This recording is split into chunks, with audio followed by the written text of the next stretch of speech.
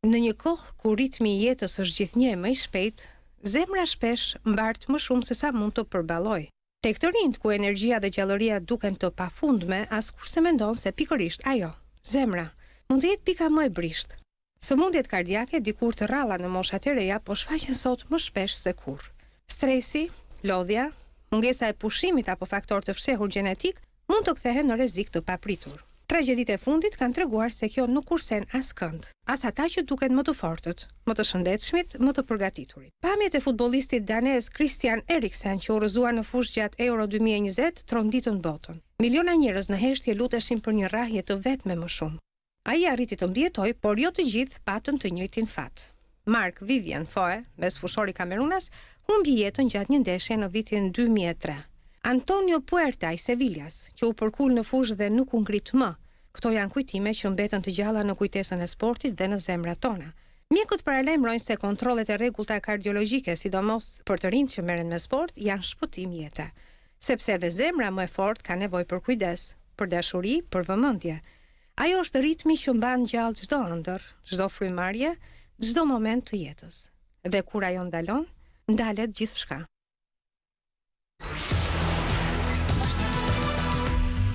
Zemra që është shumë e rëndësishme, po me këtë zemrën nuk luajmë dot në të gjitha format, edhe emocionale dhe fizike. Kam doktoresha Ngjullusha Hasani, mirë se vjen, doktoresha Knajsi, kardiologe. Sëmundjet kardiake në moshë të re, shumë pikpyetje u ngritën në material, po le t'i japim një përgjigje kështu bashkarisht. E gjejmë më shpesh apo ka qenë gjithmonë thjesht tashmë ne bëjmë kontrolle më të shpeshta? Jo, vitet e fundit është rritur shumë numri i sëmundjeve kardiovaskulare tek të rinjt. Sindromi koronar akut është një nga shkaqet kryesore që mund të ndodhë tek të rinjt. Gati 1 në 5 pacientë të cilët shtrohen me sindrom koronar akut janë të rinj, janë nën moshën 45 deri 50 vjeç. Atëherë, koronare akut, thoni ju, për ta shpjeguar thjesht për ne që nuk e dim koronare akut. Është një dëmtim i koronarëve në mënyrë të papritur. Do thonë që ato nuk kanë ditë më për cilat arsye? Atëherë tek të rinj. Është e lindur, është për një shqetësim të lindur? Jo, kjo ka të bëjë shumë me zakonet dhe me stilin e jetesës që kanë këto individ.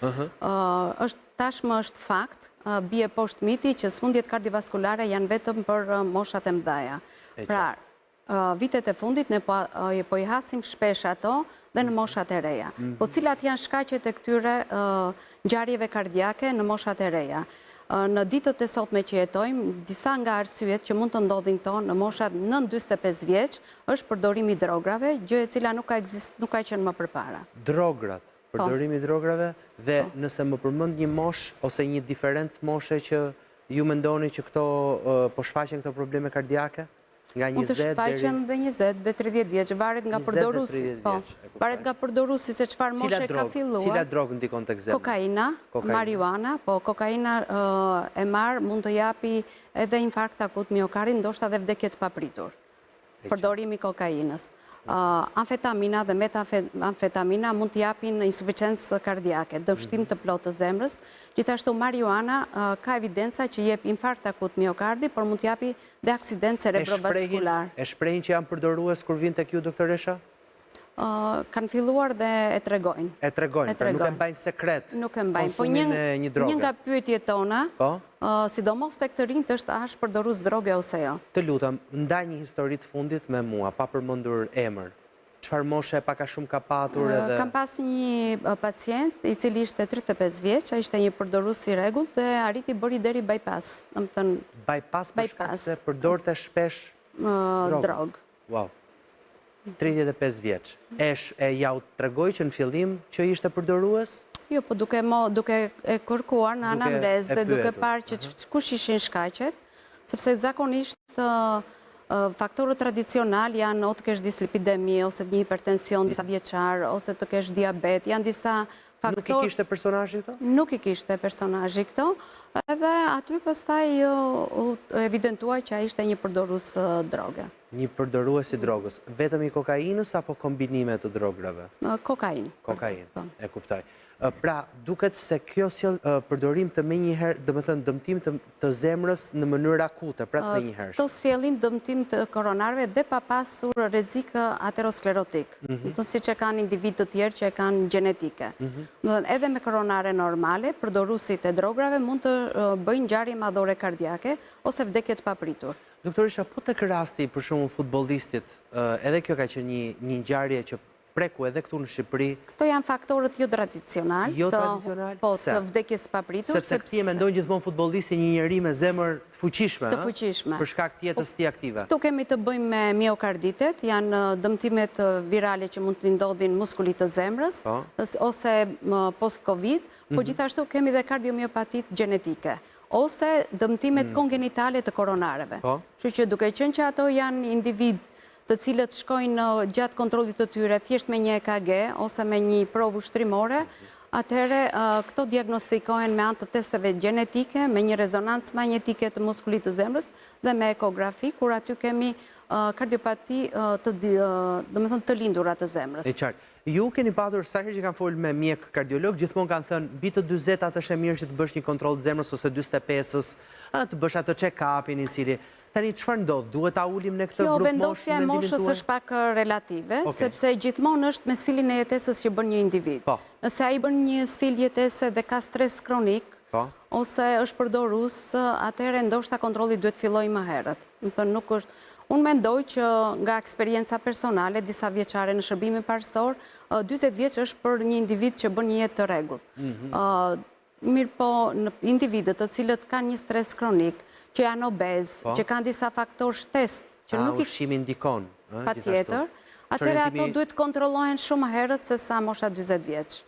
E shohim ne këtë në krahasimin gjinor, femra meshkuj, kush ka më shumë probleme kardiake edhe mosha e re?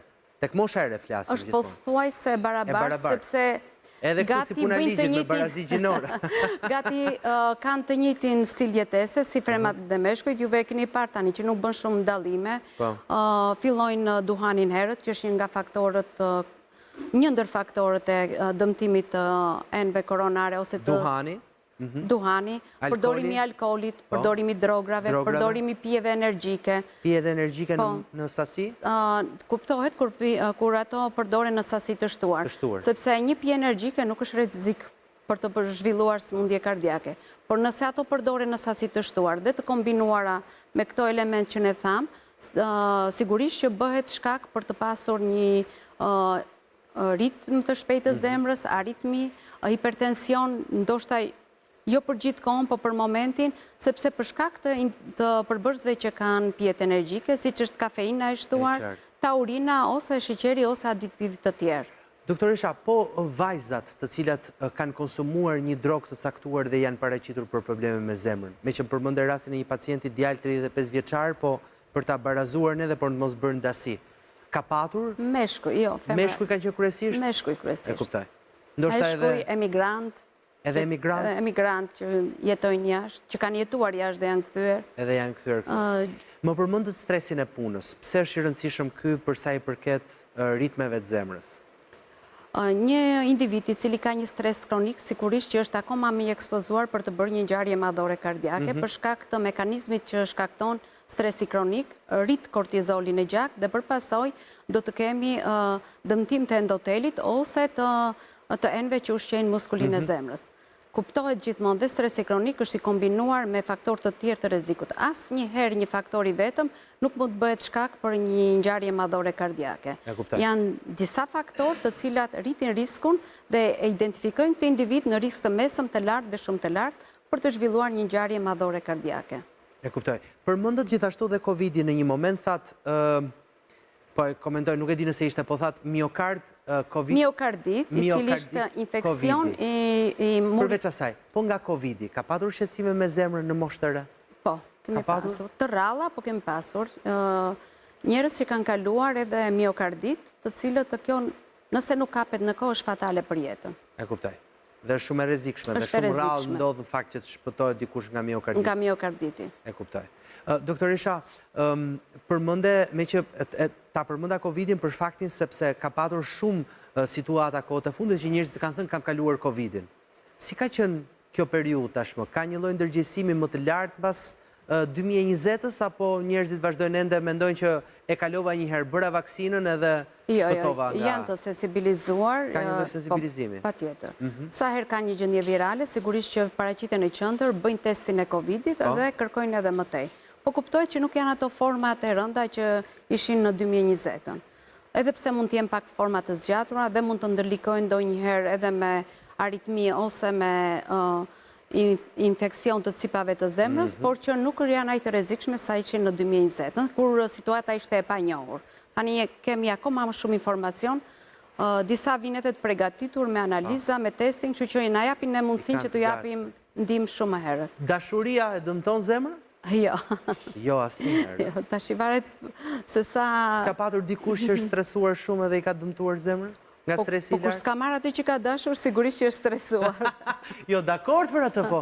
E kam shumë sinqert. A ka njerëz, a ka të rinj që ndoshta është edhe një dikush i cili ka patur një aritmi të shtuar, Shko, kjo hyn te çrregullimet e ankthit. Edhe emocionale. Edhe emocionale. Stresi psikosocial. Po. Nga që më përmend e punën, stresin e punës, njeriu ka stres edhe kur dashuron. Po çdo lloj stresi mundet të shkaktojë... Ka ardhur ndonjëherë ndonjë pacient që të ketë thënë? Po ndoshta nuk na ka treguar arsyeën e vërtetë. E vërtet. Ajo që doja të theksoja është obeziteti, i cili po bëhet një problem global, problem madhor, dhe është evidentuar, domethënë nga studimet, që 1 në 10 fëmijë nga mosha 5 deri në 90 vjeç është obez. Tani duke qenë obez, ai krijon terrene të favorshme për të bërë hipertension, për të bërë insulinorezistencë, për të patur shumë shpejt diabet tip 2 dhe llogarisni se sa të afërta do të jenë vitet që ne do të kemi një numër të shtuar të pacientëve me sëmundje kardiovaskulare, gjithmonë flasim në moshë të re. Dhe e fundit për ta mbyllur, një aktivitet sportiv, një palestër, si ndikon tek shëndeti i dikujt? Sipas organizatës botërore të shëndetësisë, 80% e adoleshentëve nuk bëjnë aktivitetin fizik që rekomandohet. Tek të rriturit kjo shkon dhe rreth 31%, tek të rinjt 80%. Pra, inaktiviteti fizik sigurisht që do të shprehet nesër me sëmundje kardiake. Ne ju rekomandojmë këtyre individëve që të bëjnë minimalisht 150 minuta në javë aktivitet fizik. Kështu që pak aktivitet fizik në alergon edhe nga çdo lloj vesi, po edhe ndikon në stilin e jetesës. Stili i jetesës është shumë i rëndësishëm, sepse nëpërmjet përmirësimit të stilit të jetesës mund të reduktohet vdekshmëria deri në 50%. Shiko sa e rëndësishëm është, se çfarë duhet bëj vetë individi. Doktoresha, të falenderoj shumë. Ke bërë këtë bisedë bashkë edhe sqaruam edhe publikun mbi pikpyetjet, po edhe sensibilizuam me shqetësimet që ngritëm, edhe rëndësishme shumë ajo që përmendët, shumë kujdes në jetën e shëndetshme, larg çdo lloj droge dhe veseve të cilat na dëmtojnë edhe zemrën. Edhe mirëqenie. Të mendojmë për veten tonë. Faleminderit. Isha me doktoresh Gjollushen.